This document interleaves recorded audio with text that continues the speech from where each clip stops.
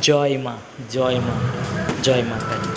তো দেখো ডানকুনি বোনদের বিল, তো ঠাকুর দেখতে গিয়েছিলাম। তো দেখো অনেক রকমের সং বানিয়েছে। তো দেখছি বাচ্চারা ভয় পেয়ে যাচ্ছে, কোলে উঠে যাচ্ছে, জড়িয়ে ধরছে। তো 12 হাত কালী দেখতে যাচ্ছি, দেখছি, লাইনে আছি।